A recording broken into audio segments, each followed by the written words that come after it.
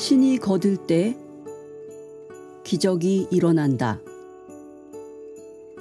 닐 도널드 월시. 머릿말. 신이 거들 때. 당신이 들고 있는 이 책은 내가 2001년에 은총의 순간이라는 제목으로 출판했던 책의 재발행본이다. 이 책이 출판된 지 벌써 10년이 지났다는 것이 믿어지지 않는다. 이 책의 메시지가 대중들에게 그리 자주 제시된다고는 생각하지 않기에 햄프턴 로드 출판사가 새로 이 책을 출판하기로 해서 기쁘다. 21세기의 첫 10년이 지나버렸다는 걸 내가 믿기 어려워하는 것처럼 당신도 믿기가 어려운가? 생각해보라. 이미 다음 100년, 우리가 지난 1990년대에 미래로 말했던 그 다음 100년의 10%가 완전히 지나가 버렸다. 이것은 사소한 관찰이 아니다. 우리에게 세월이 아주 빨리 지나가고 각자에게 한정된 시간이 주어져 있다는 점을 명확하게 해준다.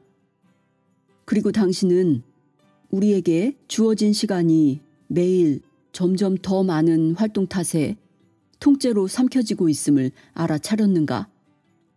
우리는 기껏해야 샤워하러 갈 경우에만 휴대전화를 손에서 떼어놓을 수 있을 뿐이다. 신은 그 축복의 10분 동안만은 우리가 휴대전화에 손을 뻗는 것을 금했다.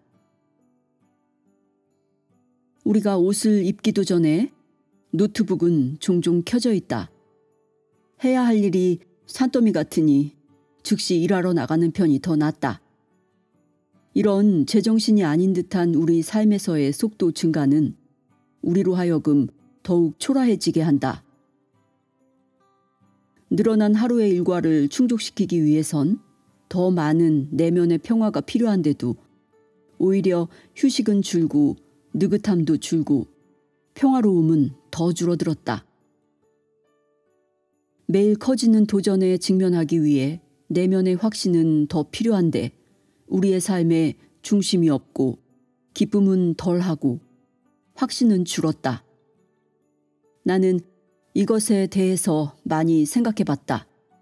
이렇게 정신없이 돌아가는 시간 동안 우리의 삶에 확신을 더 줄 수 있는 것이 무엇일까? 그리고 내면의 평화를 더 가져다 줄 수 있는 것은 무엇일까? 어쩌면 우리가 삶에 직면할 때 혼자가 아님을 안다면 그것이 내가 이 책의 재발행을 찬성한 이유다. 만약 더 많은 사람이 이 책을 읽는다면 더 많은 사람이 삶이란 진정한 기쁨임을 체험하기 시작하리라는 것을 나는 안다.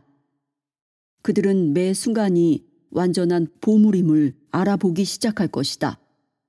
나는 이 글을 읽는 모든 이에게 매년, 매달, 매주, 매일, 매시, 매분, 매초 속에 깃든 경이로움을 일깨우고 싶다. 각각이 비할 바 없을 정도의 선물이다. 모든 호흡, 단 하나의 들숨도 신에게서 오는 사랑의 선물이다. 당신이 매 순간을 보물로 체험할 수 있을 때 삶 전부가 다르게 보이기 시작할 것이므로 나는 당신이 삶에서 자신에게 그런 체험을 부여해 보라고 권유하고 싶다. 그러면 당신은 신이 삶 전체에 심어놓은 경의를 알아보게 된다. 매 순간 여유로워지면 우리는 기적을 알아본다. 그리고 기적을 만드는 이가 우리 편에 있음을 아는 것보다 우리에게 더 확신을 줄 수 있는 것은 없다. 바쁜 와중에도 기적을 알아볼 방법이 있다. 당신이 무슨 일을 하든 최소한 하루에 6번 정도 하던 일을 딱 멈추고 눈을 감고 아주 느리게 심호흡할 수 있다. 느리게 심호흡하라는 말은 5초 동안 들이마시고 5초 동안 내쉬라는 뜻이다. 그것은 긴장을 풀어주는 모든 것을 완전히 멈추는 호흡이다. 이것을 하는데 하루에 60초 걸린다. 어떤 현상이 벌어질지 몰라도 거짓말 같은 이 순간, 그리고 삶이라는 선물과 접촉하는데 매일 단 1분이면 충분하다. 그래서 하는 말인데 지금 당장 해보는 것이 어떨까? 지금 당장 모든 것을 멈추고 눈을 감고 천천히 깊게 10초 동안 호흡해보라. 어서 지금 해보라. 내가 기다리겠다.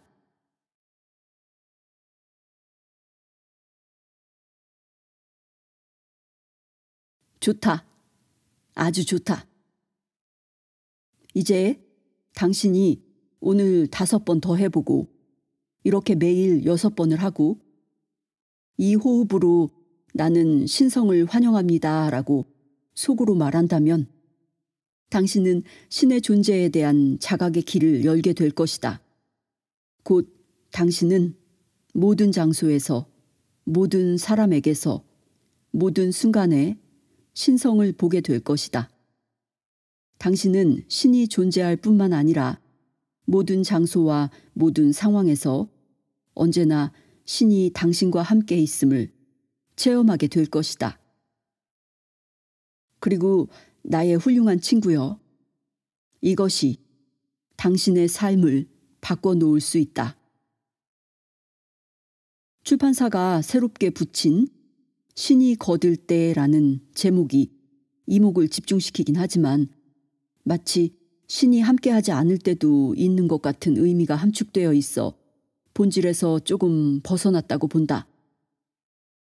그러나 신이 함께하지 않는 때는 없다.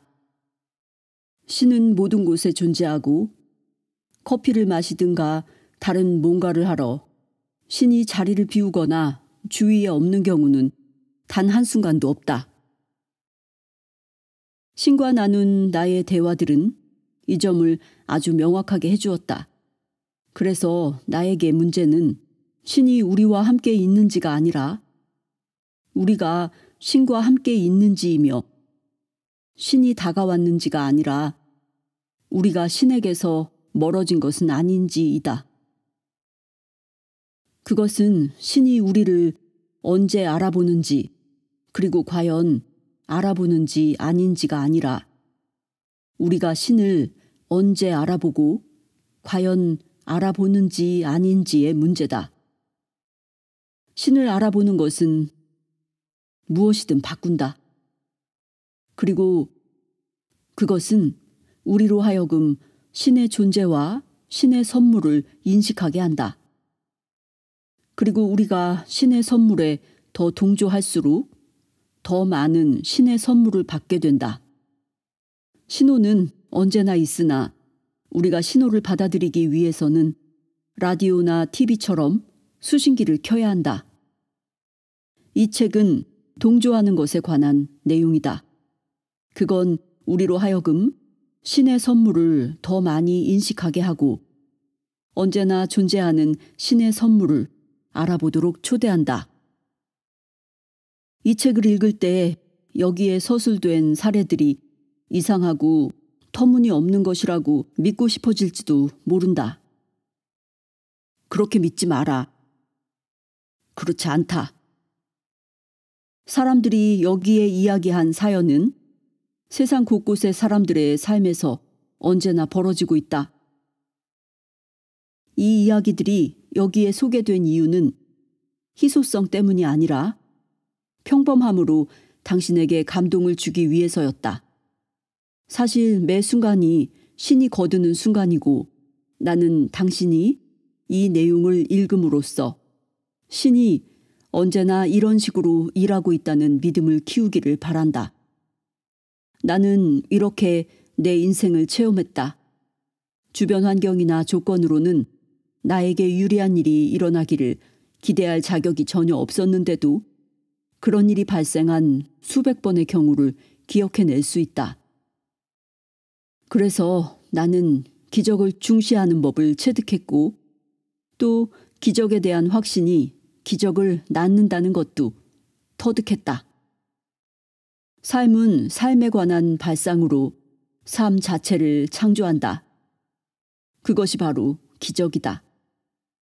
만약 이 책이 당신으로 하여금 그런 발상을 품는데 한 걸음 더 나아가게 한다면 신은 언제나 우리 편이며 최고의 친구이므로 삶이 우리 영혼에 가장 유익한 방식으로 작동하게 한다는 생각을 받아들인다면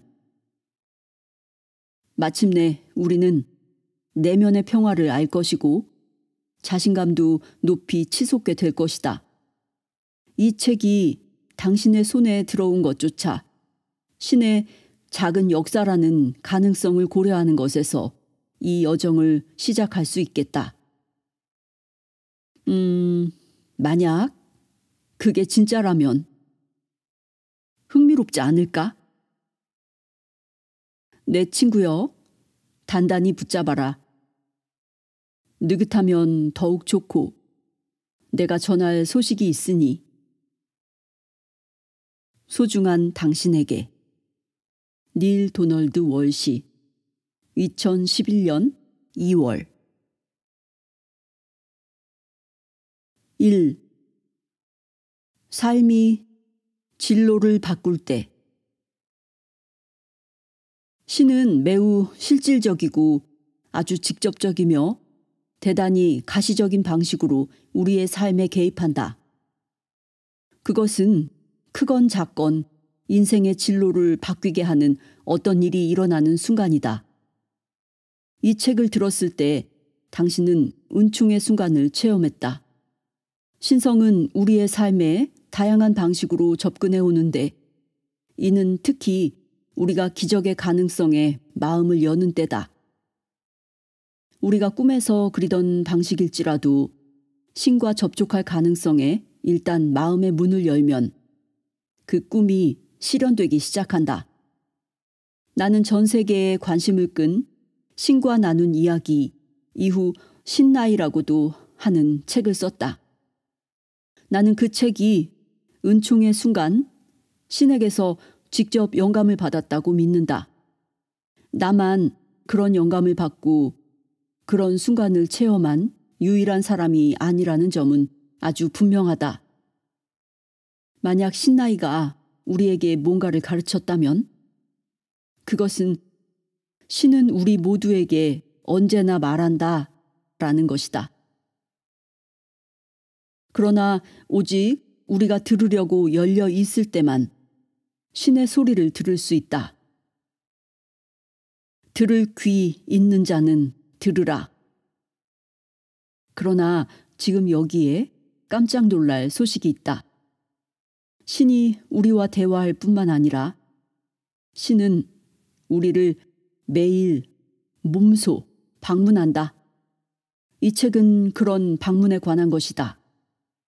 그것이 당신과 같은 인간에 관한 것이므로 당신의 인생 진로에 변화를 일으킬 것이다. 그것은 마스터, 구루, 성인, 현인이 아니라 신과 만난 적이 있는 보통 사람에 관한 이야기다. 그것은 당신이나 나처럼 살아가는 인간에 관한 이야기이므로 우리의 삶에 적용하는 별개의 힘이 있는지 없는지에 관한 문제에 아주 설득력이 있다. 나는 그 힘을 신이라고 부른다. 각자가 원하는 대로 불러도 좋다. 그것을 우연, 뜻밖의 행운, 동시성, 직감 등 뭐라고 부르든 당신은 이 책을 읽은 후 신이 거기에 있다는 사실을 부정하기가 어려울 것이다.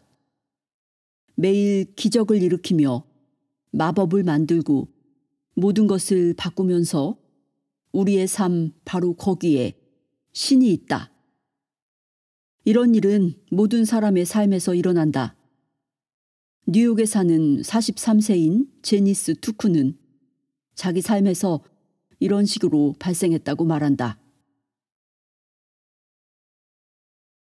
저는 11살 된 아들과 허드슨 강에서 뱃놀이와 야영을 하기 위해 남부로 가던 길이었어요. 우리가 함께 차를 타고 갈 때면 언제나 그러는 것처럼 운전하는 2시간 동안 신나이를 듣고 있었어요. 뜨거운 햇볕 가득한 8월 오후, 우리는 길가에 날아다니는 수많은 제왕나비를 목격했어요.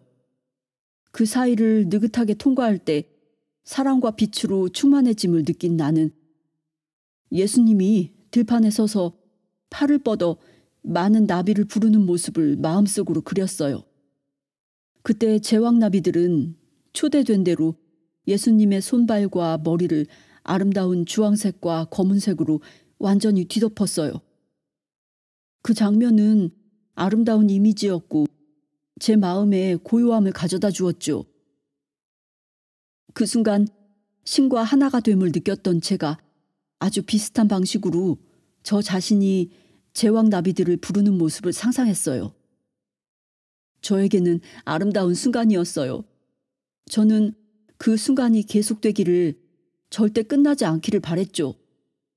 그때 제게 인간적 의심이 기어들었어요. 어쩌면 이 모든 것을 내가 꾸며내고 있겠거니라고 생각했죠. 이 모든 느낌과 비전이 상상이 지어낸 것이 아니라면 뭐겠어요? 좌절감을 느꼈죠. 저는 신이 실제하고 제가 신의 일부임을 알 수 있는 어떤 방법이 있기를 바랬어요. 그 순간 저는 신에게 표시를 보여달라고, 이 여행 중에 감지할 수 있는 방식으로 신의 모습을 제게 계시해달라고 요청했어요. 더는 기다리고 싶지 않았어요. 바로 이번 여행에서 일어나기를 염원했죠. 그렇게 하려고 나는 표시를 받게 될 것이다 라고 하면서 나는 I am 이라는 단어를 사용하기까지 했어요.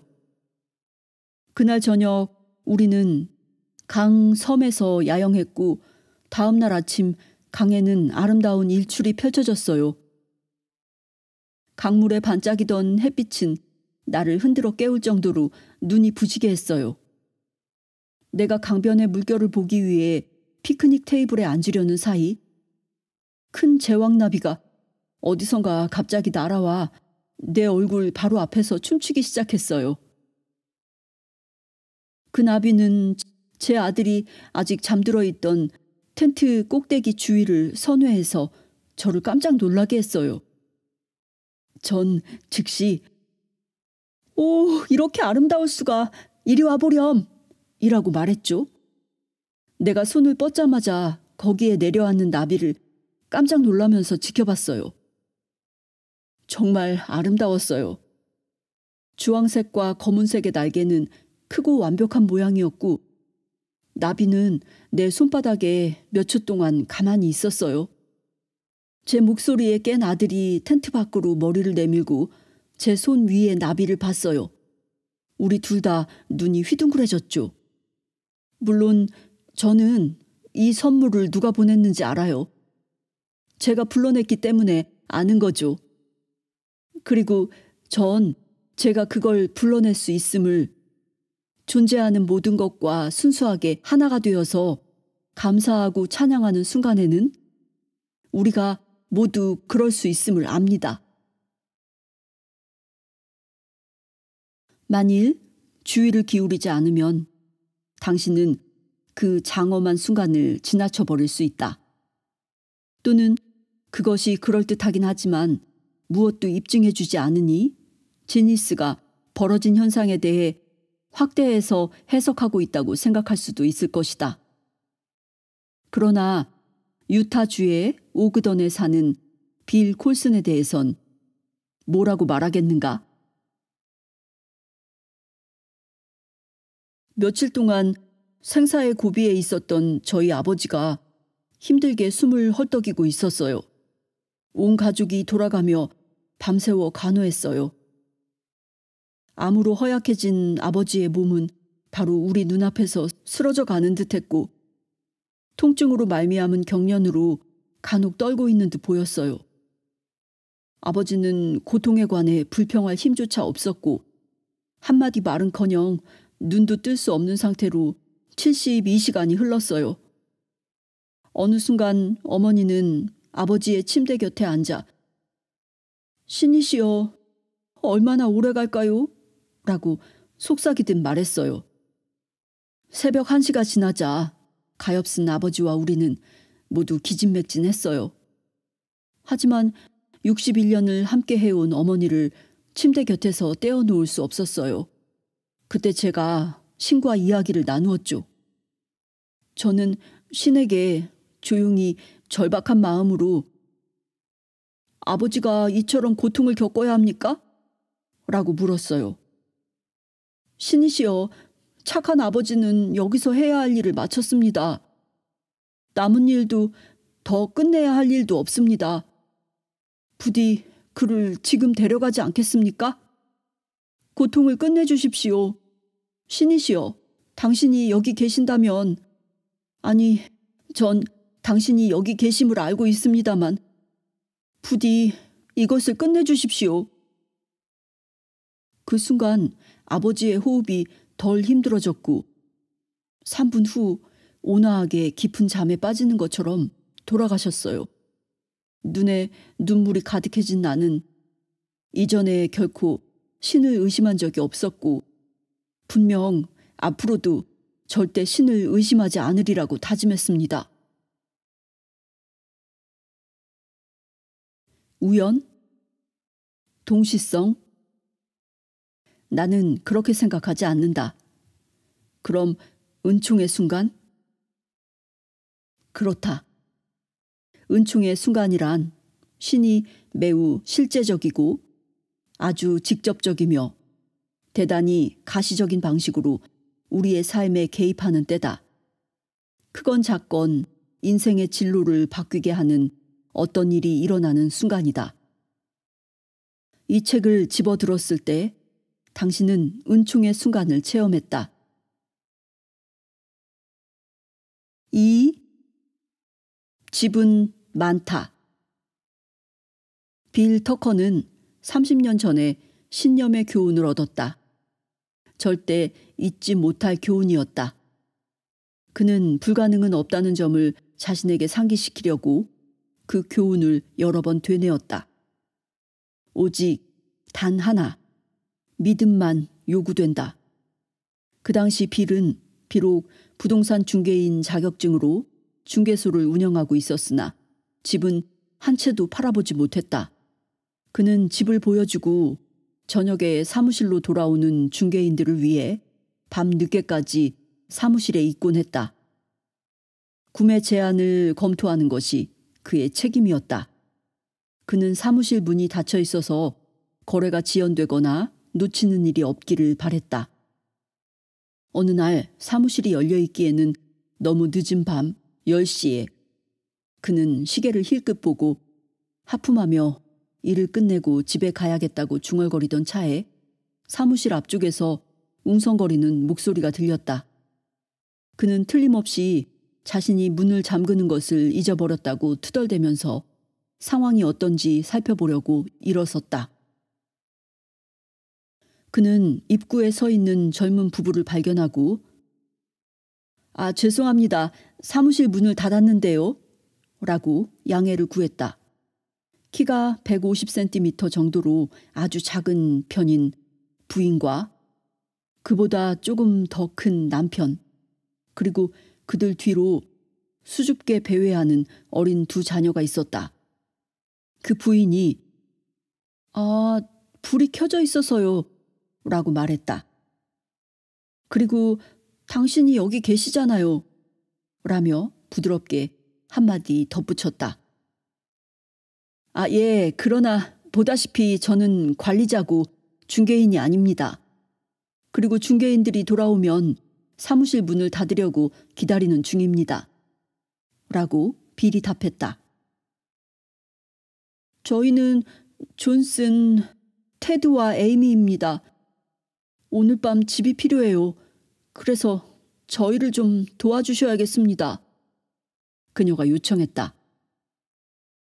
왜 하필 오늘 밤인가요, 존슨 부인? 빌이 물었다. 그녀는 우린 내일 이사해야 해서요. 라며 한숨을 들이쉬었다. 빌은 의아해할 수밖에 없었다. 부인, 그건 불가능합니다. 그는 억지로 미소 지으며 말했다. 무엇보다 이 밤에 괜찮은 집을 발견한다고 해도 집주인에게 가격을 제안해야 하고 상대방의 제안도 기다려야 합니다. 그 다음 은행에 대출 서류를 제출해야 하고 그 주택에 대한 감정평가가 있어야 하며 은행도 당신들의 자격 심사를 해야 하죠. 6주 이내에 이사할 방법은 절대 없습니다. 이만하면 충분히 설명이 되었을 거라고 그는 생각했다. 이들은 비를 너무 기가 막히게 했고 그는 속으로 웃었다. 그녀가 밤 10시에 여기로 당당히 들어와서 집을 구할 수 있으리라는 황당한 생각을 정말로 했을까? 그는 그녀에게 내일 다시 오면 어쩌면 그녀를 도와줄 중개인을 소개해 줄 수 있다고 제안하려고 입을 열었으나 존슨 부인은 분명히 생각이 달랐다. 그건 전혀 문제가 안 돼요. 우리는 오늘 밤에 집을 살 수 있을 거예요. 그녀가 말했다. 아마 그들에게 집 한 채 살 만한 현찰이 있나 보다고 생각했다. 물론 현찰이 있으면 빨리 구할 수 있겠다고 생각했다. 그래요? 그 이유가 뭔가요? 빌이 공손하게 물었다. 왜냐면 제가 내일 아침까지 우리에게 집을 달라고 신에게 요청했고 그분은 저를 실망하게 한 적이 결코 없으니까요. 알겠습니다. 그런데 퇴근하지 않은 중개인이 있다 해도 집을 보러 다니기에는 너무 늦었는데요. 그녀는 그의 대답을 이해하지 못한 듯 당신도 자격증이 있잖아요. 그렇죠? 라고 끈질기게 물었다. 빌이 자격증은 있다고 대답했다. 하지만 전 집을 팔아본 적이 없어요. 게다가 당신이 신뢰할 정도로 전문가도 아닙니다. 신을 믿으시죠? 그렇죠? 빌은 너그럽게 웃었다. 물론이죠. 그 문제에 관해선 의문의 여지가 없습니다만. 그녀가 끼어들었다. 기적을 믿으시나요?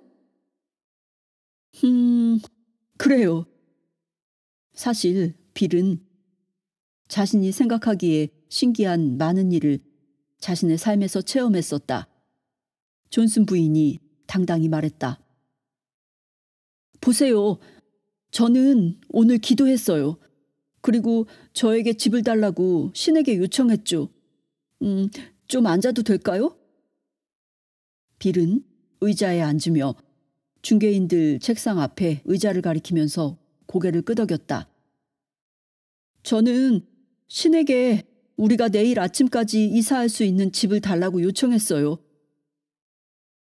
그녀가 말을 이었다. 빌의 눈썹이 올라갔다.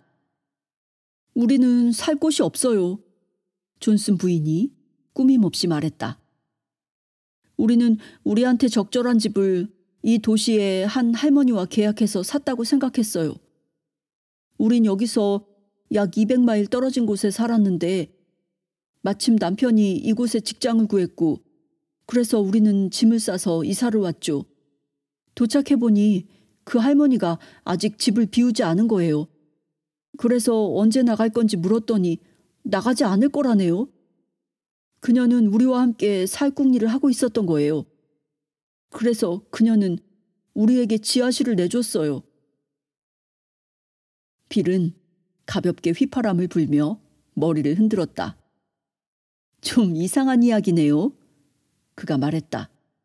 빌은 사업하는 20년 동안 하도 기이한 이야기를 많이 들었으나 이 같은 이야기는 그 목록에 맨 위에 놓을 만한 자격이 있었다. 존슨 부인이 말을 이어갔다. 당연히 우리는 그 할머니의 지하실에서 살 순 없죠. 애들이 있어요. 우리는 매일 주유소 화장실에서 씻고 있어요. 계속 이렇게 살 수는 없어서 전 오늘 신에게 기적을 청했죠. 그래서 우린 불 켜져 있는 부동산 중개소를 찾던 중이었는데 당신이 여기 계시네요? 앞쪽 창문을 통해서 빌은 주차장에 있는 부부의 낡고 찌그러진 차를 볼 수 있었다. 계약금은 얼마나 갖고 계신데요? 빌은 대답을 별로 듣고 싶지 않았다. 우린 돈이 하나도 없어요. 테드는 지난 10년간 일을 못했어요. 말씀드리자면 그는 알코올 중독에서 회복 중이고 우린 새로 출발하고 있는데 쉽진 않네요. 전 식당에서 시간제 일을 해왔고요. 빌은 상황이 더 악화되고 있다고 생각했다. 세상에, 돈도 없이 어떻게 집을 사려고 생각한다지? 웨이트리스로 일한 돈으로 가족을 부양해왔다고요? 왜 시간제 일만 하셨습니까? 빌은 큰 소리로 물었다. 그럴 수밖에 없었어요. 교회에서 자원봉사하기 위해서요. 그게 저한테는 중요하거든요. 그러나 우린 그럭저럭. 문제는 그게 아니라 우리가 살 곳이 없다는 거예요. 그리고 있잖아요. 우린 까다롭지 않아요. 우리가 찾아낼 수 있는 가장 싼 집을 얻을 겁니다. 존슨 부인이 설명했다. 차라리 임대할 곳이라도 찾아보시는 것이 어떨지요. 자립하시고 함께 돈 좀 버시고 집을 위해 저축 좀 하시죠. 빌이 제안했다. 임대로 생활한 지가 벌써 몇 해 됐고 이제 우린 집을 가질 때가 됐어요. 그리고 신의 도움으로 우린 그럴 수 있어요. 어떻게 그가 우리를 당신에게 보내셨는지 보세요. 그녀는 단호히 거부했다. 빌은 생각했다. 그래요, 아줌마. 행운이 있기를. 동시에 그는 이 여자가 보여주는 강한 믿음에 끌렸다. 그리고 누가 그녀의 기적을 방해하려 할까 떠올려 보았다. 장부를 꺼내든 그는 속으로 한숨을 내쉬며 볼만한 뭐가 있는지 찾아보기 시작했다. 자, 여기 54,000달러짜리가 있네요. 근사한 지역은 아니지만 가격은 꽤 저렴합니다. 남편분이 새 직업에서 얼마나 벌 수 있죠? 이때까지는 잠자코 있던 존슨 씨가 말했다. 제가 직업을 가지게 되어 정말 다행이에요. 내일부터 시간당 6달러에 경비 일을 시작합니다. 빌은 곁눈질로 둘을 힐끗거리며 말했다. 많진 않군요. 계산기를 꺼내서 그는 몇 개의 숫자를 입력했다. 연봉으로 고작 12,500달러라. 그 남자는 고개를 끄덕였다. 그것으로는 36,000달러의 집을 살 수 있습니다. 그 가격에 맞는 집이 없어요. 있다 해도 은행이 전부 대출해주지 않을 겁니다. 불가능할 것 같네요. 빌이 말했다. 그러나 당신은 기적을 믿는다고 말씀하셨죠. 존슨 부인이 조용히 말을 건넸다. 네. 그런데 제가 기적을 행할 수 있다고 말하진 않았죠. 빌이 온화하게 웃었다. 그 부부는 그를 쳐다볼 뿐이었다. 잘됐다. 이게 얼마나 불가능할지를 입증해야겠다고 생각한 그는 수화기를 들어 그가 방금 말한 집이 명단에 들어있는 중개인에게 다이얼을 돌렸다. 제안이나 한번 해봅시다. 말은 꺼냈으나 결말은 보나마나 뻔했다. 처음에 전화를 받은 그 중개인은 기뻐했다. 빌은 그 집이 시장에 나온 지 언 1년이 넘었다는 걸 확인했으니 반기는 반응은 예상됐던 터였다. 그러나 제안 가격이 36,000달러임을 들은 중개인은 그가 예상했던 대로 짜증을 내는 반응을 보였다. 빌은 중개인에게 진실된 제안은 반드시 전해져야 한다는 관례를 상기시키면서 일단 집주인에게 전화기나 하라고 요구했다. 잠시 후 다시 전화를 건 중개인이 집주인이 좋은 조건에 역제안했습니다. 4만 5천 달러고요. 받아들여야 한다고 생각합니다. 라고 했다. 적어도 뭔가 거래가 가능할 듯 했기에 이제는 덜 짜증을 내며 그녀가 말했다. 감사합니다만 여기 상황 좀 설명해 드릴게요. 제 고객은 저축해 놓은 돈이 없고 이렇다 할 만한 돈을 벌지도 못하고요. 4만 5천 달러는 말할 것도 없고 3만 6천 달러를 빌려줄 만한 은행을 찾는다면 천만 다행일 거고요. 우리는 3만 6천 500달러로 계속 협상해 보겠습니다. 라고 빌은 진지하게 대답했다. 집주인이 그런 제안을 받아들이지 않을 게 뻔합니다. 중개인이 사무적으로 말했다. 빌이 대답했다. 그렇게 판단할 권리가 당신한테는 없죠. 그 역제안에 대한 우리의 역제안을 전하시기만 하면 됩니다. 그는 상황의 본질에 들어가기 시작하고 있었다. 결국 이것이 흥미로운 훈련이 될지도 모른다. 5분 후에 중개인에게서 전화가 왔다. 제가 제안을 전했고 집주인은 기꺼이 저더러 그 집을 보여주라고 하네요. 구매자가 집을 보시고 가격에 맞춰주셨으면 합니다. 가격을 맞추기는 어려울 것 같아요. 빌은 그녀에게 다시 말했다. 더한 일이 벌어지는 걸 본 적도 있으니 집을 보여놔 줍시다. 중개인이 말했다. 그러시죠. 빌이 동의하고 작별 인사를 했다. 그는 존슨 부부에게 자초지종을 설명했다. 그들은 그냥 웃으면서 앉아 있었다. 빌은 일이 이렇게까지 진행된 걸 믿을 수 없었다. 물론 아침이면 그들은 이 거래가 소용없음을 알게 되겠지만 그게 부동산 중개업의 단면이기도 하다. 그들은 좋은 사람이었고 그는 기꺼이 그들이 이해할 때까지 절차를 밟을 것이다. 다음 날 아침 빌은 그 집으로 운전해 가면서 일이 진행되는 방향에 대해 부정적으로 상상하고 있었다. 결국 그 집은 매물로 나온 가장 싸구려 집인데다가 도시에서 최악의 위치에 있었다. 도로는 온통 움푹 파여 있었고 버려진 차들과 손질하지 않은 잔디가 곳곳에 있었다. 빌은 정문에 차를 세우며 한숨을 쉬었다.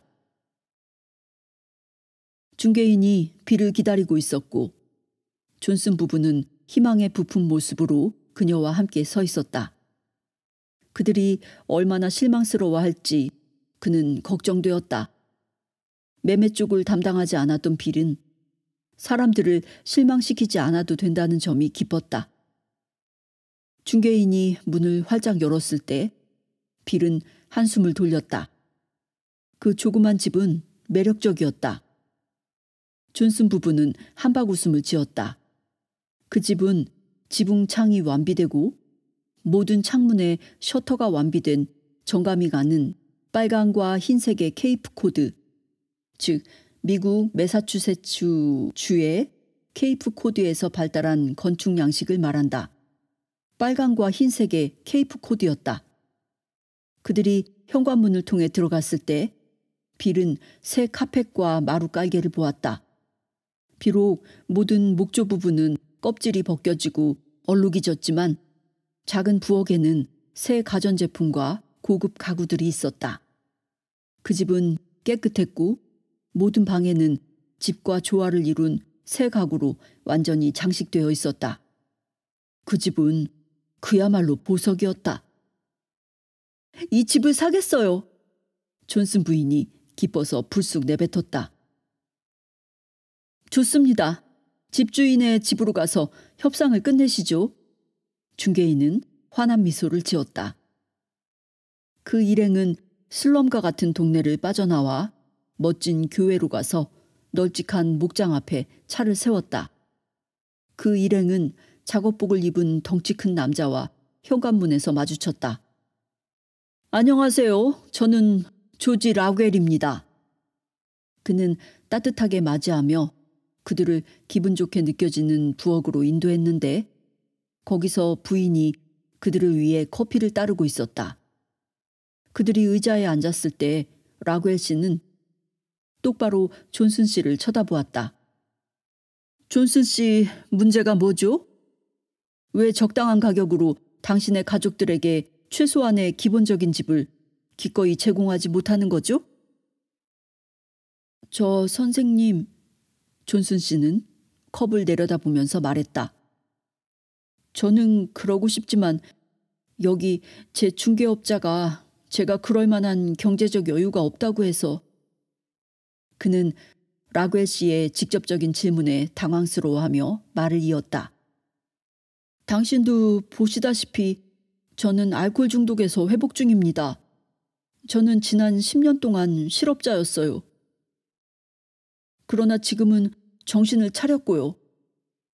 그리고 저는 하니시 폐거 공장에서 새로운 일자리를 얻었습니다. 라구엘 씨는 놀란 표정이 역력했다. 하니시 폐거라고요? 거기서 누가 당신을 고용했습니까? 찰리 로저스라는 좋은 분입니다. 라구엘이 벌떡 일어서더니 손을 내밀었다. 집값으로 36,500달러 좋습니다. 빌은 커피를 마시다 목에 걸릴 뻔했다. 아, 잠깐만요. 그는 숨을 돌리자마자 끼어들었다. 이 사람들에게 대출해줄 은행을 찾을 수 있다는 확신도 없어요. 괜찮아요. 제가 대출해주면 되죠. 라는 대답이 나왔다. 라구엘 씨, 이분은 대출 자격조차 안 돼요. 빌이 말을 이었다.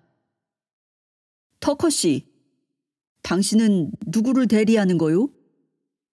집주인이 물었다. 그러고 나서 그의 목소리가 부드러워졌다. 보세요. 저는 하니시 폐거의 유지보수 부서에서 36년을 일하고 은퇴했소. 찰리 로저스는 15년 전에 나에게 왔었는데 그도 알코올 중독에서 벗어났어요. 내가 그에게 기회를 주었고 그는 잘 해냈죠. 이분이 찰리에게 정말 좋은 사람이라면 나에게도 정말 좋은 사람이요. 그가 제시한 가격으로 지금 당장 여기서 그 집을 주겠소. 두 중개인은 믿을 수 없다는 듯이 서로 바라보았다. 두 번째 커피가 모두에게 제공되었고 라구엘 씨는 곧 존슨 부부의 소유가 될 집에 관해 이야기를 나누기 시작했는데 이야기인 즉슨 그 집은 라구엘 씨에게 특별히 소중하다는 것이었다.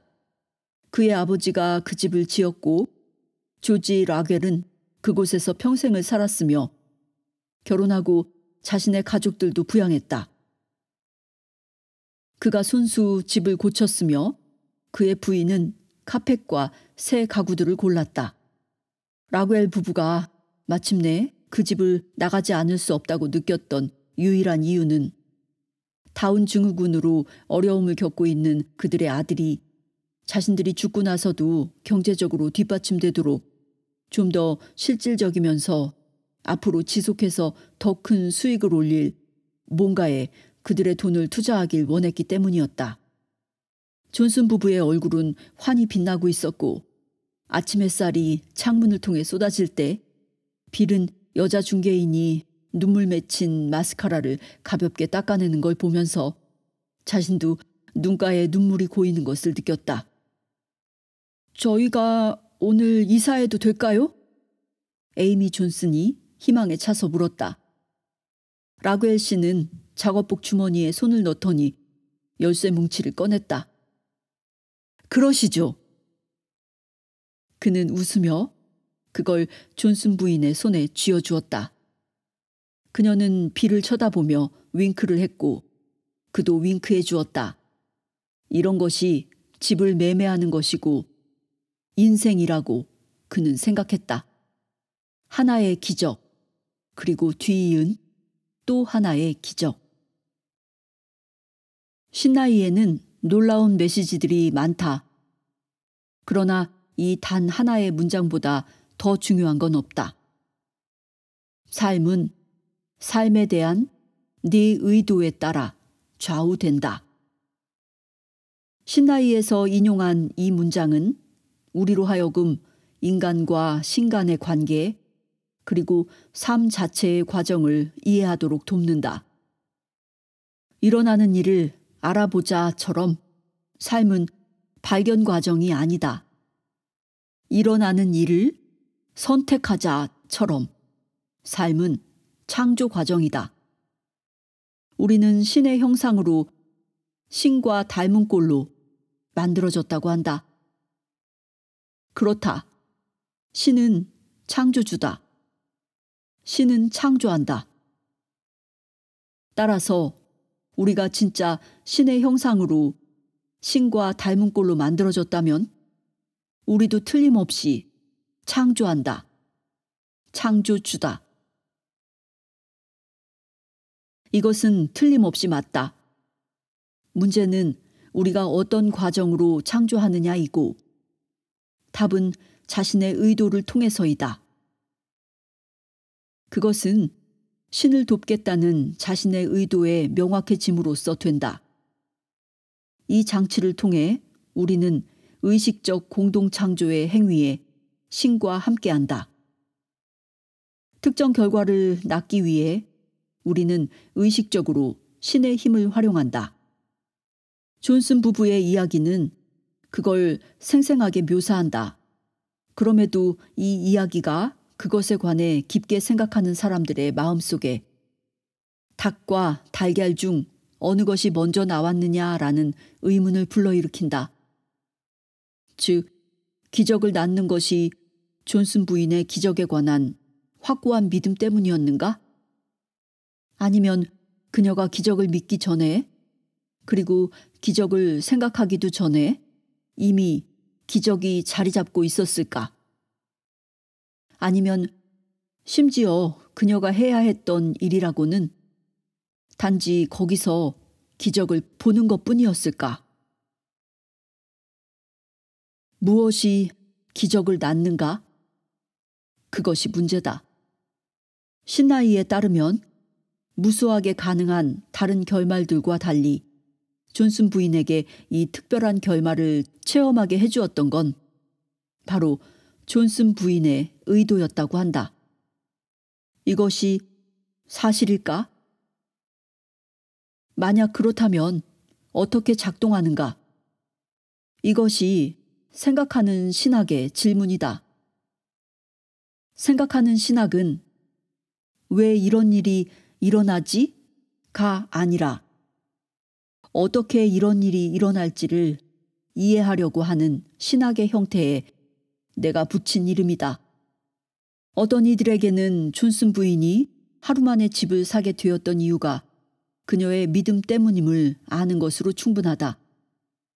다른 이들에게는 더 깊은 질문이 있다.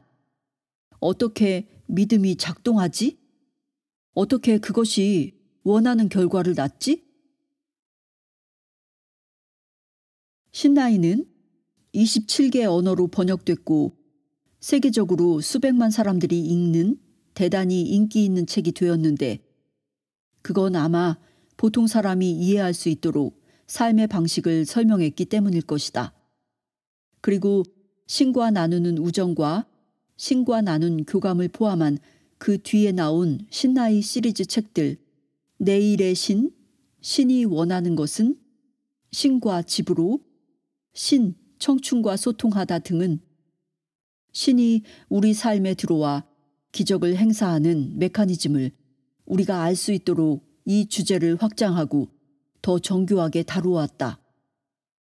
그리고 신이 들어오는 이 순간을 나는 은총의 순간이라고 불렀다. 물론 아주 엄격한 의미에서 신이 정말로 우리 삶에 들어오지 않는다. 그게 사실이라면 신이 우리의 삶에 함께하지 않은 때가 있었다는 셈이 될 터이다. 이건 사실이 아니다. 그것이 불가능하다는 단순한 이유만으로 이것은 사실이 아니다. 그것이 가능해지려면 신과 우리가 서로 분리되어 있어야 할 것이다. 만약 신이 우리와 분리되어 있다면 신이 우리와 함께하는 순간과 신이 우리와 함께하지 않는 순간이 있을 수 있다.